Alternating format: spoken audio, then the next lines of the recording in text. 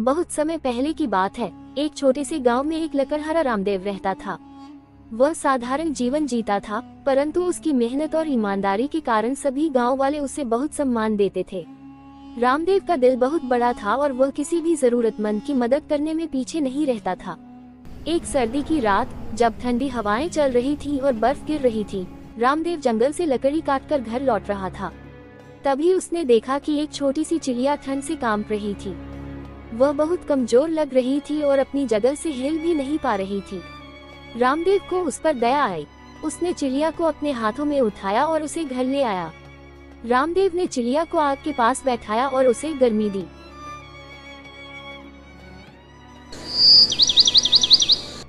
धीरे धीरे वह चिड़िया ठीक होने लगी।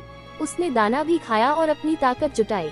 रामदेव ने सोचा, मैंने इस नन्ही चिड़िया की मदद की है, लेकिन मैं जानता हूँ कि यह कुछ समय बाद मुझे धन्यवाद जरूर देगी। कुछ दिनों बाद सर्दी कम होने लगी और बर्फ भी पिघलने लगी। एक दिन चिड़िया ने घर की खिड़की के पास आकर जोर से चहचहाया। रामदेव ने खिड़की खोली और देखा कि वह पूरी तरह से स्वस्थ हो चुकी थी। चिड़िया ने अपनी पंख फैलाए और उड़ने का इशारा किया। रामदेव ने उसे खुश होकर छोड़ दिया।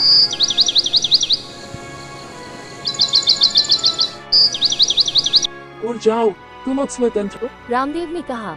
चिड़िया उड़ते हुए आसमान में खो गई, लेकिन रामदेव ने महसूस किया कि अब वह अकेला महसूस कर रहा था। उसने सोचा, मैंने उसकी मदद की, लेकिन शायद अब वह मुझसे फिर कभी नहीं मिलेगा। एक साल बाद सर्दी फिर से आ गई। एक ठंडी शाम, रामदेव अपने घर के बाहर लकड़ी काट रहा था कि अचानक उसे वही चिड़िया फिर से दिखाई दी। वह अब पहले से कहीं ज्यादा मजबूत और स्वस्थ दिख रही थी। चिड़िया रामदेव के पास आई और उसकी तरफ उड़ते हुए एक छोटी सी चीज छोड़ दी। रामदेव ने उस चीज को उठाया और देखा कि वह एक सुंदर गर्म घोंसला था, जो बर्फ से बचने के लिए बहुत अच्छा था।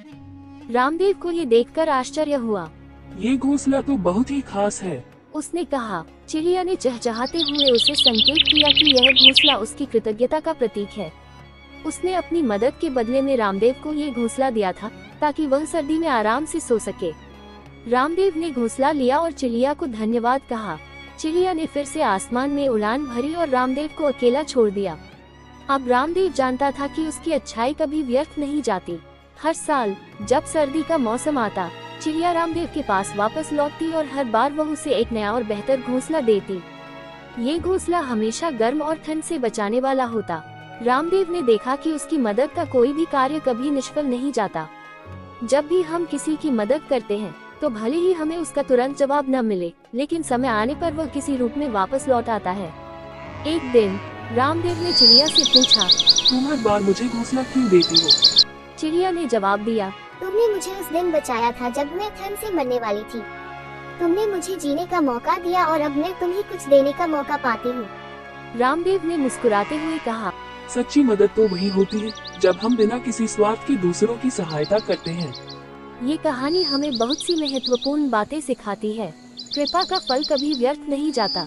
जब हम किसी की मदद करते हैं, तो हमें उम्मीद नहीं करनी चाहिए कि वह हमें तुरंत कुछ देगा, लेकिन अच्छाई का फल हमेशा लौट कर आता है। जैसे चिड़िया ने रामदेव को घोंसला दिया, वैसे ही हमारी मदद का प्रतिफल हमें समय के साथ मिलता है। सहानुभूति और दया का महत्व। हमें हमेशा दूसरों की मदद करने के लिए तैयार रहना चाहिए, चाहे वह इंसान हो या जानवर।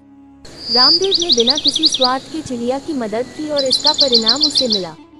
कृतज्ञता का सही तरीका। चिड़िया ने रामदेव की मदद का आभार व्यक्त किया और ये दिखाया कि कृतज्ञता केवल शब्दों से नहीं, बल्कि कृत्यों से प्रकट होती है। मदद करना एक अच्छा बंधन बनाता है। रामदेव और चिड़िया के बीच जो संबंध बना, वह सिर्फ दया और मदद का था। ये दिखाता है कि अच्छे कार्यों से मजबूत और विश्वासपूर्ण संबंध बनते हैं। ये कहानी हमें ये सिखाती है कि यदि हम दिल से किसी की मदद करते हैं, तो हमें कभी भी उसकी कृतज्ञता का इंतजार नहीं करना चाहिए। जीवन में अच्छाई और मदद का हमेशा अपना महत्व होता है, और वह अंततः हमें सुख और संतुष्टि देती है।